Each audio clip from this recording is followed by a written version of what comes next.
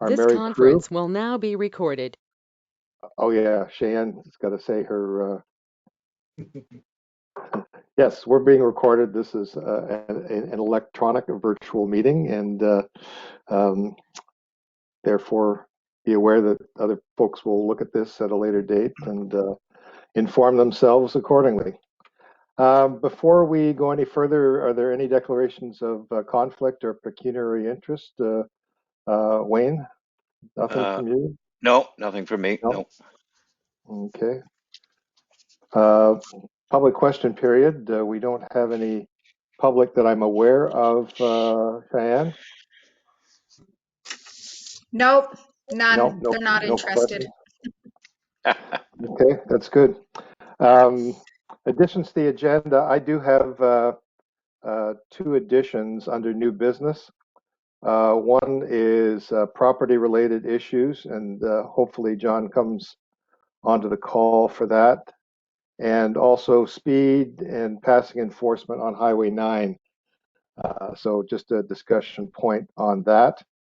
Can I have a motion to approve the agenda as amended? Wayne? Okay, and I second it. All in favor? Opposed? Carried. The minutes of the meeting of November 18th. I have one amendment before we vote on it. Cheyenne, it's just that you have held on Wednesday, November the 8th, and that needs to be amended to November 18th. Sorry, I missed that when we did our initial cuts on that. Any Okay. comments? Any comments on the minutes of the meeting of the 18th, Wayne? No, none from me. No. So I missed that too with the 18th. So there you go. Yeah, well, okay. Motion to approve the minutes. Wayne, seconded by myself. All in favor, opposed, carried. There was no matters arising from the minutes I could see.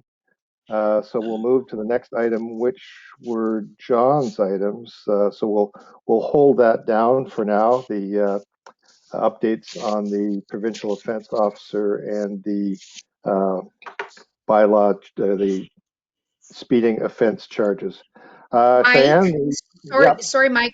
I did email John about keeping those two items on the agenda. He had responded back to me. He did not have any updates. Just wanted to Okay. keep them included so that they didn't fall off for when he did have updates.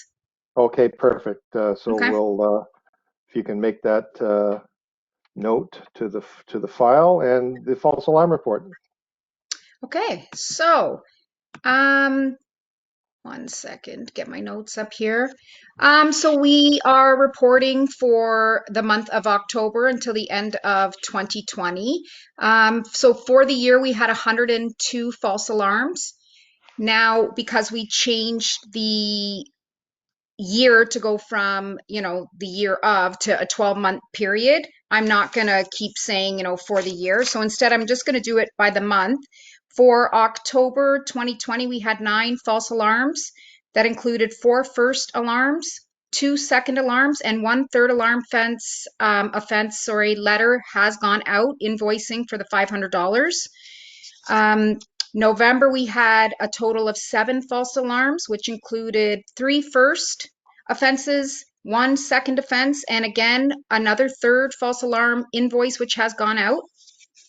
December, we had 6 false alarms, and all of them were first alarms.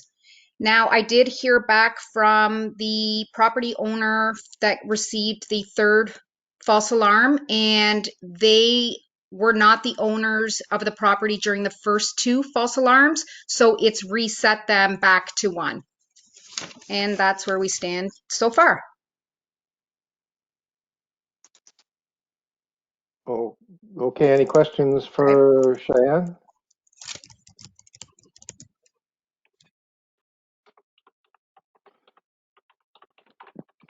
Okay, no questions. Motion to receive the alarm report.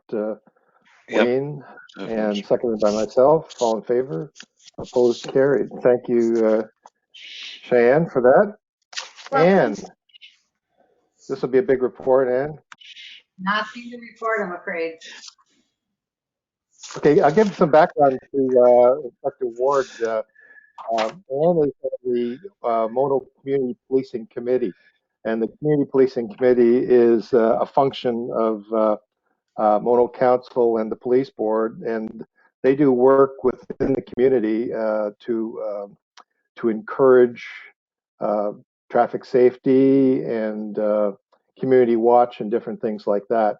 So they play a very important role, but unfortunately with the COVID, they're sort of handcuffed. Does that pretty much cover what you That pretty guys much are up covers to? it. Yes, thank you. Okay. Thank you. Any questions, Inspector, on the Community Policing Committee?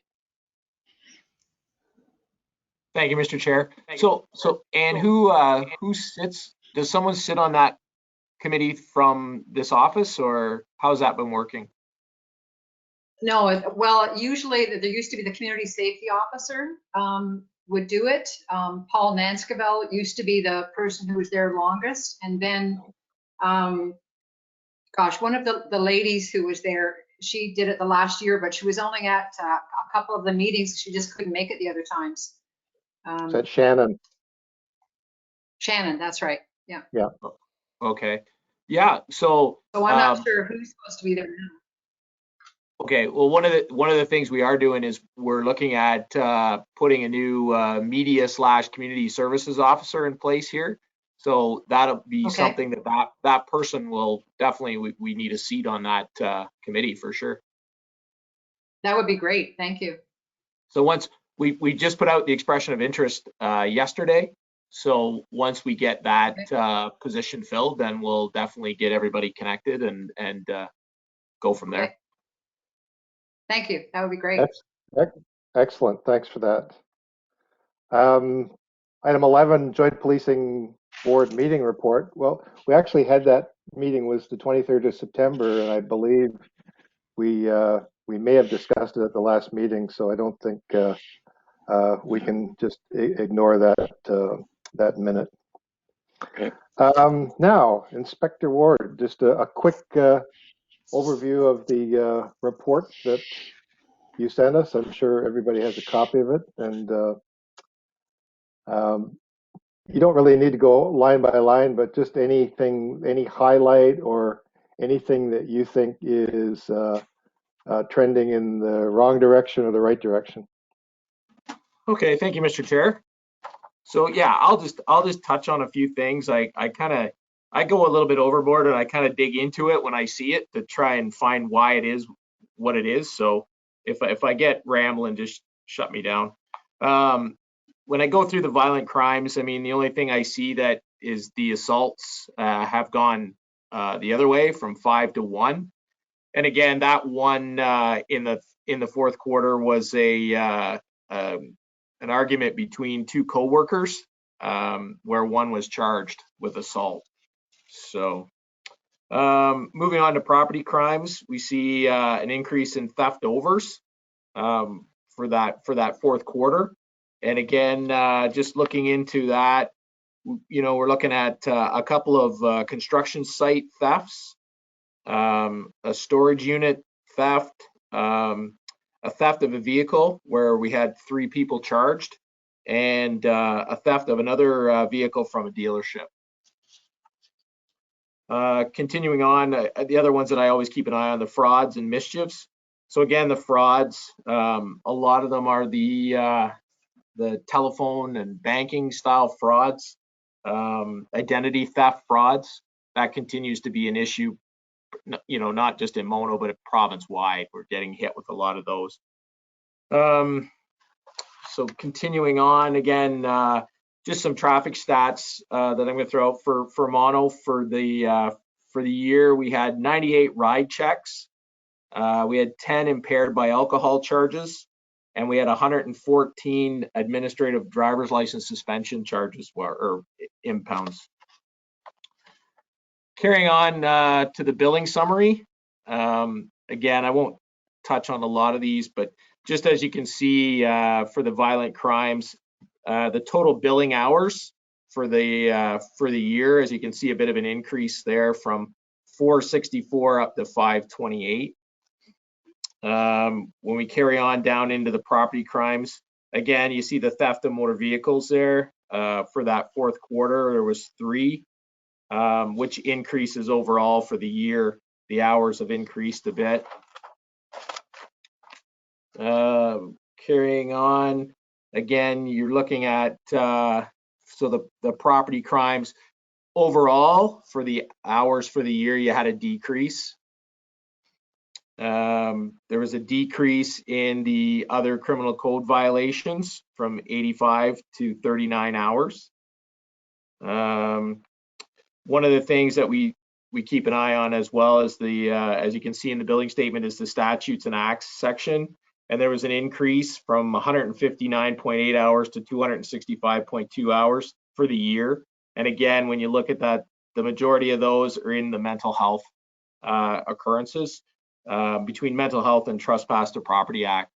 And just one of the things that we've been working on since I got here, and I know it's only a month into it, but we're really looking at trying to get some type of embedded mental health unit here in Dufferin County. And we've been working with the CMHA to try and get this to come to fruition. And so far, we've only had a couple of meetings, but we're definitely going to get something working here that will help these people in crisis. When they call in crisis, we get them hooked into the right supports, which eliminates them continually calling 911. It gives them an outlet. So that's something that we're really working towards, and I can see that coming to fruition. Carrying on into the operational things, again, some of the hours, again, domestic disturbances. There was 6 for the fourth quarter. And again, when you go through it, again, at the end of the day, there was a decrease. One of the things that jumps out is that, I don't know if you see it there on the operational, assist public. So for the fourth quarter, there was 27 calls of assist the public. And what those are calls to the police for advice. So especially with all this COVID thing, with all these changes, we get constant calls of, what do I do if? How do I handle this? What do I do if? So those get classified under that assist public. So that's why you see an increase in those. There was a decrease in the total hours for the 911 drop calls. As you know now, a lot of times our communication center is able to divert a lot of those calls. So we don't have to actually attend those calls. And you can see the difference even from last year in the same amount of time, 124.8 hours put into 911 calls down to this year is 42 hours. So it's a significant decrease. And overall for the year, from 564 hours down to 234. And just to come to the bottom, overall, the billing summary for mono actually is down 346.9 billable hours from 2019. So that's substantial for mono. That's like 10% almost. Yeah. Carrying on, we have the enhancement traffic statistics, which you can see overall. So for fourth quarter, right, you can see the provincial offenses tickets that were laid. October 102 or 120, sorry, as compared to 102 last year. 146 in November, 134 in December. With the total, there was a difference of 96 PONs compared to the 2 years. But I tell you, this is the first I've had experienced with Larry, and I'll tell you that man is a machine out there, and he is really. If we go into the enhancement analytics, so in October he did 31 stunt drivers in mono, which is incredible. It shows that maybe we have a problem there, but it's that he's right on top of it. And carrying on. Deputy Mayor's joined us. Hi, John. Hi, sorry, I had a combination of time confusion along with computer confusion. So just moving into the motor vehicle collisions, the first page you'll see here is all of Dufferin County, all the statistics it shows. I'm not going to go through all of them, but from 2016 up to 2020, which we see a significant decrease for property damage collisions. And then the next page specifically to mono and the numbers there as compared again from 2016 to 2020. And then the last is the actual register. If to go through and see that we have a lot of inattentive, a lot of animals, and weather condition related collisions. And barring any questions, Mr. Chair, that's my report. Inspector, I have one question. It's with respect to the traffic enhancement. Because we did increase by 0.5 for the months that we had that, I would be expecting year over year to see a marked increase in the amount of enforcement. And I know there was some problems because the candidate that you did have for the half position quit.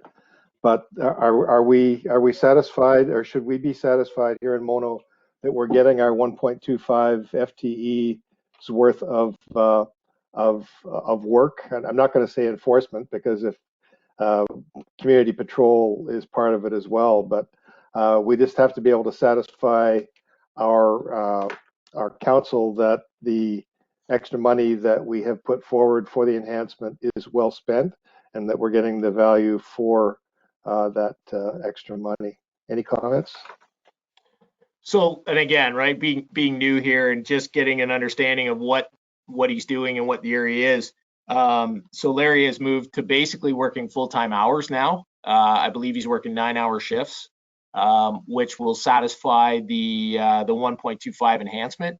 And from the numbers I see that he's producing here, I would very much say you're getting your money's worth on the enforcement end of things. And in speaking to him and listening to the radio, I've heard him like he's also kicking in if there's a scene to go to or calls to back people up. He's in the municipality and he's getting the visibility as well. So you're getting that, both that education piece from him and that enforcement piece.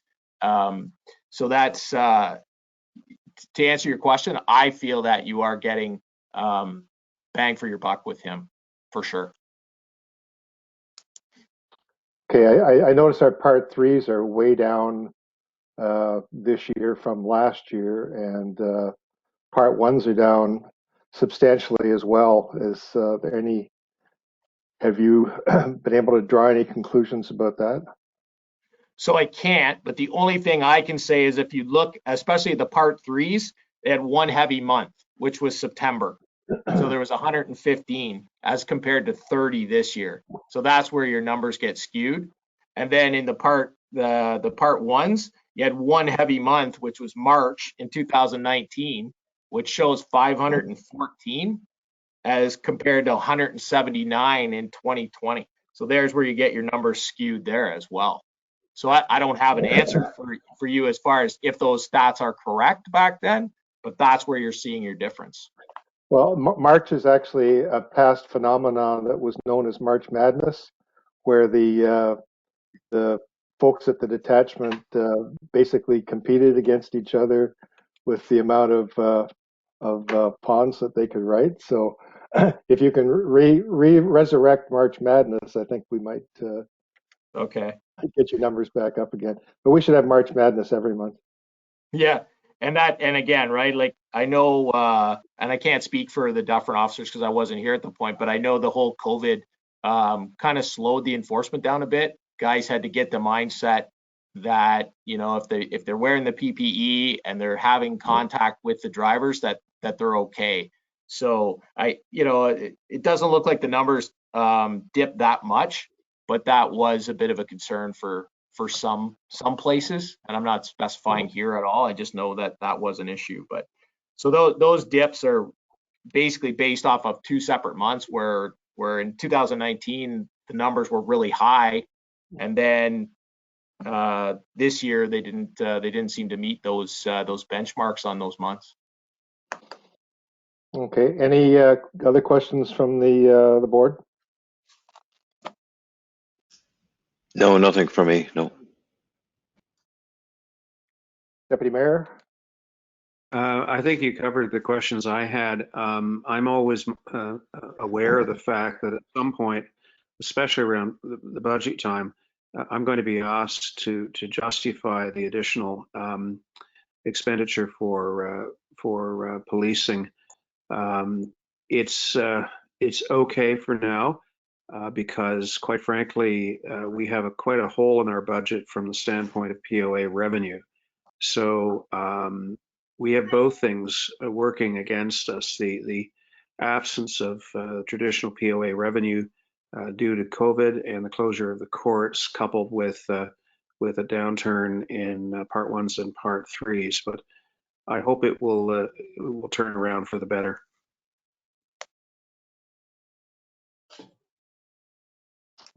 Okay, very good. Motion to accept the OPP oral report. John, and seconded by Wayne. All in favor? Opposed? Carried. Do we have any correspondence, Shan? Hi, no, we have no correspondence. I did receive an email from I'm trying to remember his name, Tom Power. He was on our community safety task force. John, does that ring a bell? He's basically asking us to remember that with spring coming, the motorcycles will be back to Hockley Road, so that we need to ensure the OPP are aware that it's going to be a need for enforcement once again on Hockley Road and Mono Center. Okay. New business. EMPCA compliance. Deputy Mayor, any comments to that one? No, I'm fine. I have a few items, but I'll take my turn. Okay. Towing bylaw update. Do we know where that stands currently, Deputy Mayor? It's in the hands of the Orangeville clerk, and I did speak to the Orangeville mayor about this. Certainly, there's enough stories in the press about the towing industry these days to push us along. And for Terry's benefit, the idea was that each local municipality would sign on to a general towing bylaw wording, and hopefully each one of us would implement the same bylaw, which would give you some authority that has been absent since the county rescinded its towing bylaw. So Orangeville has carriage of this, and I'm happy to follow up with them to find out what's going on. Okay, perfect. Thank you. Expanded use of certified evidence in POA, John? Yes, this is an interesting issue, and I don't have the memo or the letter that was sent to the town about this, but I can recall from memory. There is a section of the Provincial Offences Act, and it's well established in courts that certain certified evidence is deemed to be acceptable. To give you an example of that, in a trial, very often the prosecutor or Crown will tender MTO documentation, and it will be deemed to be acceptable for purposes of the prosecution case. In the case of Part 2 evidence, it's been traditional that such things as photographic evidence of a parking infraction can be entered, as well as in a red light camera. What the government has done, however, is that it has extended the ability to consider affidavit evidence from simply the Part 2 matters to Part 1 matters. So theoretically, and I'll be interested in Terry's reaction to this, theoretically it will be possible for a speeding trial to proceed in court without the officer necessarily present, and the court would be asked to rely upon a sworn affidavit of the officer as to what transpired at roadside. At least that's my reading of it. It is a process that has been used in other provinces, and it has been threatened to be used in Ontario from time to time, but it's never gone very far. And I should point out that the section of the Act that gives the presiding justice the ability to require the presence of the affiant, as it were, in the interests of a fair trial, that still exists. So we may have very interesting times ahead when we resume trials and officers are either there or they're not. And the presiding justice may well take the position that in the interests of a fair trial, they should be. So I'll just leave it at that for the moment. I hope I've accurately summarized what the implications are.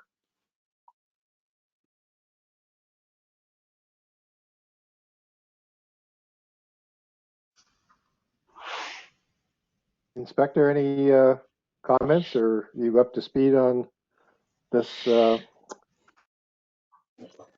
Yeah, Mr. Chair. So that's basically what we've been brought up to speed with. The latest we have is a memo from the Attorney General's office that basically says each individual prosecutor can decide whether they want to abide by this or not.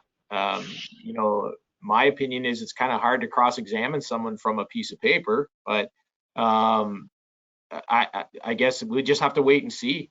Ultimately, the decision lies with the prosecutors and how they're going to prosecute their case. That's been the major objection to this all along, is you can't cross-examine a piece of paper. Yeah, and I would agree with that. Like, so at the end of the day, and sir, you may agree that I can see a lot of charges getting thrown out because of that. Well, we'll just have to watch that one then. Okay, thanks, Deputy Mayor, and thanks, Terry, for your comments on that. Under new business, just a comment, Inspector, could you have a word with the Caledon Detachment Commander with respect to enforcement on Highway 9? I've received some complaints about passing that goes on in the left turn lane, of course, on in front of the car dealerships on Highway 9. But even more serious is the speeding and passing that's taking place further down towards 5th line. Somebody that lives in the house here with me almost got wiped out by a truck that pulled out into the left turn lane and almost wiped her out last week. Unfortunately, she wasn't able to get license numbers or the name of the trucking company, but I rarely see any signs of any of the Caledon cars on Highway 9, and I believe they're responsible for policing that area. So if you could maybe just put a word in their ear, they might want to have a look at aggressive driving from transports on that section of Highway 9 through Mono. Next item. I'll definitely pass that on, and I'll make sure that we do some enforcement down that way as well. Well, that'd be great. Thanks a lot for that. Last item that I had in my new business, and I think John sort of shares this one too, and it's with respect to property related issues. And we don't want to get into the specifics of who the party is in this case, but do you have any comments, Inspector, about how we should be dealing with cases where property owners may be intimidated by a neighbor to the point where they're afraid to contact the police as to what their complaints are? I did send you an email on this, so you do have the background on it. Yeah, just so you know, we are following up on that. Yeah, I don't have a solid answer for that. It's sad that someone feels that they can't reach out to the police. I guess my advice maybe is through a third party, such as we're doing with this other, then we can initiate some type of investigation or see what actually is going on. We, as of yesterday, our new detective sergeant started. That's going to be part of our community street crimes unit, and their portfolio is property crimes and drugs. So this is going to be something relatively new for the Dufferin area. That I think there's a lot of area that hasn't even been scratched yet, and hopefully when this unit gets up and running, we'll see some results for sure. Well, that satisfies me, Deputy Mayor. Yes, if I just follow up in very general terms, I think in any jurisdiction, there's always a handful, hopefully fewer than 5 fingers, of properties that present a recurring issue from the standpoint of most recently violations of the regard to congregation, but there may be noise complaints, there may be complaints with regard to service of alcohol, and so forth and so on. Do you have a practice of in your sort of day-to-day or routine patrols, keeping an eye on those properties? And I'm saying that in the plural because I think there's always more than one in a community.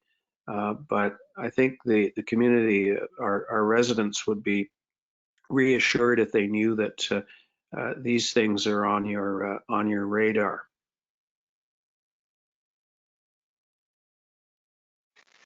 So again, like, not using this as an excuse through the chair that, you know, I don't have a list of that right yet. I haven't, I'm new to the area, but perhaps that would definitely be something that we would, moving forward, set up, that that the shift sergeants are briefing their members, you know, on local hotspots that we can keep an eye on. So I mean, any information or any intelligence that we can get definitely is something that we can move forward with and keep an eye on for sure. Well, I can think of a cannabis operation which may or may not be legal from the standpoint of the manufacture of cannabis for medicinal purposes, and it's very hard for us at the municipality to even get the federal government to respond to inquiries. So I cite that as one example. And you know, there's some people in the neighborhood who are quite happy with the operation close by, and others who are not. But I think that as Mike has indicated, there are circumstances occasionally where there is a sense of fear about calling the police, creating a record that could later show up in the form of, shall we say, a police document that gets entered or gets distributed as discovery in a proceeding that names the complainant. I don't know whether, you know, people can, I know they can't anonymously complain except possibly through you know, the other program, but they would sure like to be able to complain through a third party and not have their names ultimately disclosed. I guess Crime Stoppers is always an option. Exactly, Mr. Chair. Crime Stoppers. Thank you. Yeah, Crime Stoppers would be my my advice to these people, right? To utilize that service. The biggest problem we run into now is the OPP and the Ontario government have a unit to investigate these illegal marijuana grows, but their thought process on it is that the government chose to legalize marijuana. So right now they're more concerned with the opioid crisis because people are dying, where marijuana is not killing people, where opiates are. So that's where they're focusing their resources and time, whereby, and I understand, you know, that the person who lives next to that or down the road from that's a priority to them. It's just unfortunate that we look at it, or the police look at it from a point of that, you know, we've got to stop people from dying. And because this grow doesn't fit into a certain parameter that the government has set out, they chose to legalize it. So we have to put our resources that are most valuable. And that's not my opinion. I'm just saying that is what the government and the specialized units that are formed to investigate that stuff, that's their mentality right now. Fair enough. However, the municipalities have been given some jurisdiction from the standpoint of signing off on retail locations, and also the issue of wholesale or the agricultural side being in areas that are appropriately zoned. So that's our dilemma. Yeah. And again, right, as you know, like any of the information we collect, it's intelligence, right? It's definitely something that we can keep an eye on, that we have for future. Who knows how valuable it may be down the road from a policing standpoint. Yeah. So again, like, you know, any little bit of information is still good information. So I encourage them to utilize the Crime Stoppers or some type of third party. It's just, you have to be careful when you get involved in that you don't all of a sudden become the witness, right? It's easy, we want to get involved, but then we become a witness in it. And if it does turn into something, now that third party becomes the complainant who, you know, whose name is out there for the FOI. So we have to, it just has to be that fine line, right? Terry, how quick is the Crime Stoppers process? In the sense that I phone them, I leave them with a tip. How quickly do you find out about that and make a decision as to whether to investigate or not? From what I've seen, it would be immediate. Like if you phone in that tip today, we would have it by tomorrow morning. Excellent. That's good to know. Great. Good answer, Inspector. I see the press release just came out a couple minutes ago about the transition of the Shelburne Police Department, and announcing that you're the new Shelburne Police Chief, as well as the Orangeville Police Chief, and all of Dufferin and the rest of the world. I had to do a video last week welcoming the new members from Shelburne into the OPP family, and I tell you, I got a face for radio, that's for sure. That's all I can say about that. Well, I'm sure you did a great job. Any other new business? Deputy Mayor, do you have any items? Yes, I just wanted to refresh everyone's memory about my lonely crusade to get the province to change the regulations for automatic speed enforcement. Terry may be aware of this, but automated speed enforcement was introduced just over a year ago, but with some very strict conditions. And two of those conditions are that it has to be deployed in an area that is designated as a community safety zone. And second, it cannot be deployed in areas where the speed limit is greater than 79 kilometers per hour, which makes it completely impossible to use in rural Ontario unless we go to ridiculous lengths to declare long stretches of road, such as the Hockley or Airport Road community safety zones. And I think that's an abuse of the concept, and also reduce the speed limit from 80 down to 79 or less, which I think is counterproductive. I've spoken to the Minister of Transportation twice about this. I thought that I had her attention, and I had a back and forth with one of her assistants. but it's gone completely silent. I've tried to resurrect the issue, and so far I've gotten no response.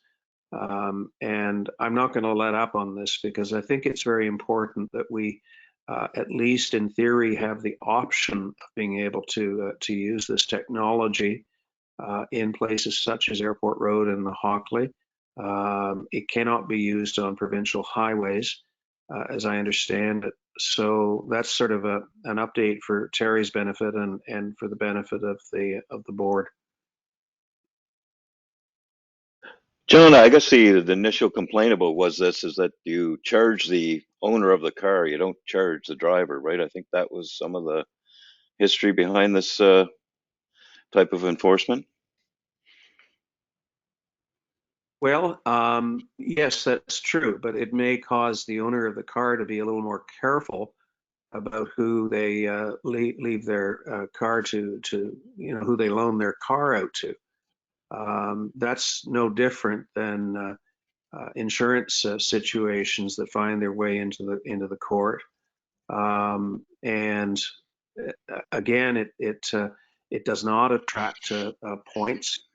But it does attract considerable fines, and it does generate revenue for the municipality, which goes towards the offset of policing costs. So I personally don't see anything wrong with it. It's worldwide, and it does have a calming effect on the speed that people are traveling at. Okay, any other questions on that topic? Any other items of new business for the good of the cause?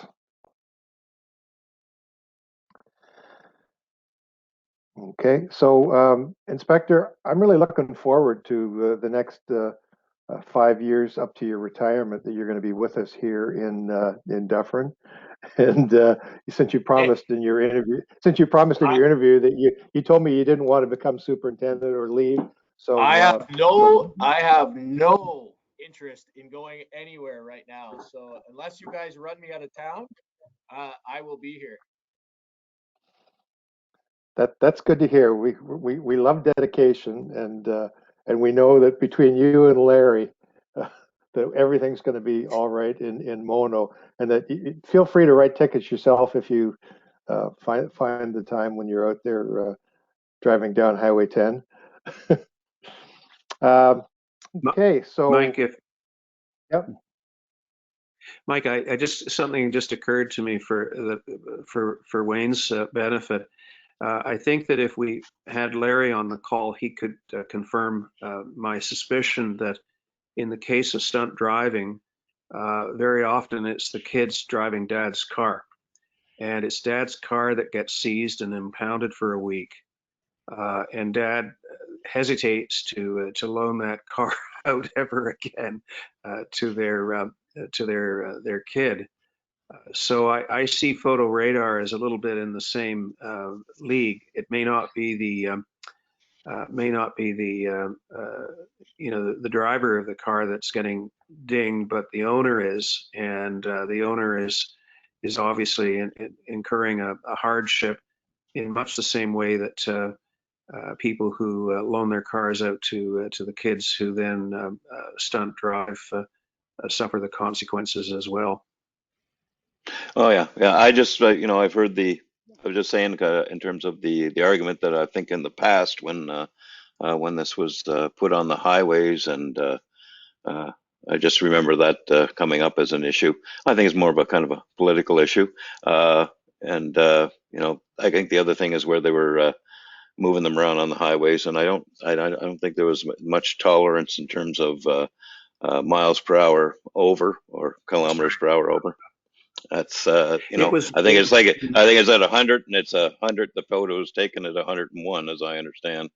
And well, in the 90s, I think it was run into the ground because it was used almost exclusively as a moneymaker, as opposed to being a deterrent for aggressive, egregious speeding. My concept of its use is in the real high miler categories, as opposed to dinging people for one over. Yeah, I can understand that. And as you say, the the presence does discourage. And I think Calvin East put one in recently on Church Street, I believe. But that's a safety zone, I believe, by the courthouse there, I believe. Yes.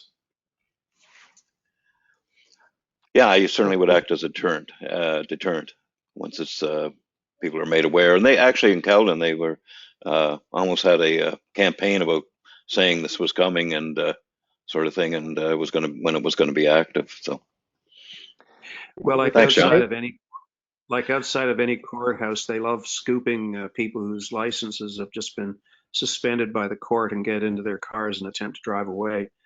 That happens. It's absolutely mind-boggling. I should also mention that I'm not giving up my fight to get an increase in the basic fines for such things as simple speeding. Again, the government has gone silent on that. Fines haven't been increased in people's living memory. Mr. Right. Chair, just I'll add in there as well as what we're finding in a lot of places is rentals. People are renting cars and that's what they're getting caught in, and they get them impounded, and then it's up to the impound yard to try to, or not the impound yard, but the rental company to try and get that money back from and it never happens, right? So that that's a big racket right now too. So any type of speed calming, especially if that's what the purpose of it is invaluable. I mean, like you said, Deputy Mayor, that back in the 90s, it was looked at as profit generating, right? Was the whole purpose of it, where now we have to look at speed calming because it's getting out of control. And I think I'd rather take a little bit of criticism than have to do a whole bunch of death notifications to families. Well, and you can't do everything. I mean, you can't be there 24 hours a day, No. controlling this. No, I agree. Okay, folks. So our next meeting is Wednesday, June the 16th. Unknown at this time whether it'll be virtual or in person, but we'll schedule it for 1 o'clock on that date. And as we get closer to the date, Cheyenne will let us know whether we're meeting in the beautiful Mono City Hall or whether we're going to be on the screen again. Do I have a motion to adjourn this meeting? Yes, I make a motion. Adjourn. Wayne, seconded by John, and all in favor, opposed, carried. A motion to confirm the proceedings of the meeting of Mono Police Services Board held on Wednesday, February 17th, 2020. Motion by John Creelman, seconded by Wayne. All in favor, opposed, carried. We're adjourned at 1:50. Amen. I bet you Terry's never had such a short board meeting. I bet you. It's all good. All good. All good. Okay, thanks everyone, and hopefully you're able to get out and about and get, for Wayne and John, get your hair cut. And maybe I'm okay. I'm okay, and on that note, I'm sure we'll all be in communication offline until before the next meeting. Thanks, everyone. Good. Thanks. Thank you. Thank you. Thanks, everyone. Thanks. Stay safe. I, Okay. Good Thank see you. everyone. Nice to meet you, Terry. Okay. Over and out. Take care. Good to meet you. 10-7.